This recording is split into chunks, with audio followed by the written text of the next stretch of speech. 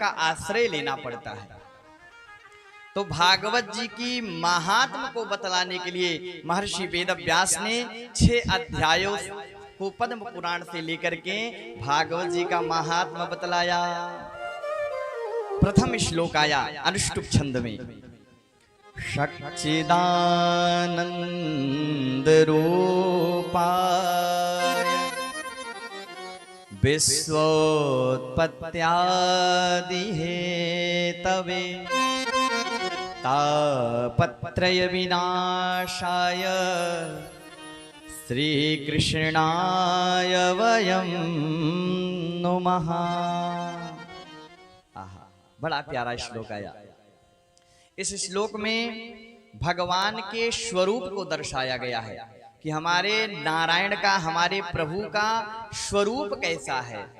कहा सच्चिदानंद रूपाय। सच्चिदानंद शब्द को हम लोग 3 भागों में विभक्त करें, सत चित आनंद।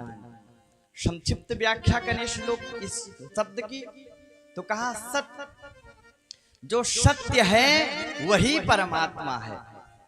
कहा जिसके भीतर असत्य है ही नहीं, जो असत्य से परे है वही परम सत्य है। सत्य की अनेक परिभाषाएं हैं। सत्य भगवान का नाम है, ये अब भागवत जी से भी प्रमाणित होता है।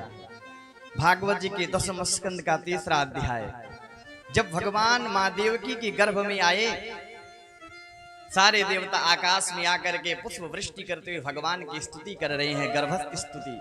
और क्या कहा देवताओं ने भगवान को, सत्यव्रतम सत्य परम त्रिसत्यम सत्यस्य योनिम निहितम च सत्ये।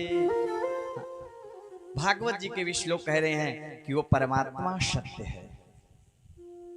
हम और आप भी सत्य कहते हैं, पर विडंबना यह है माई बाप कि हम और आप भगवान को सत्य कहते कब हैं। कहा जब पूरा जीवन निकल जाता है, यहाँ तक कि इस वस्त्र रूपी शरीर को जब आत्मा त्याग देती है, तो उस वस्त्र रूपी शरीर, पार्थिव शरीर को जब हम आप अपने कंधे पर रखते हैं, तब कहते हैं राम नाम सत्य है। वस्तुतः जब आपको अपने जीवन में जानना था कि भगवान का नाम सत्य है, विडंबना यह है कि उस समय हम और आप नहीं समझे, लेकिन जब शरीर शांत हो गया तो भगवान ही सबके वाणी में आकर के बैठ जाते हैं और कहते हैं मूर्ख, ये भगवान का नाम ही सत्य है, तू इसे अपने जीवन में क्यों भूल गया। चित, जहां चित प्रकाश को कहते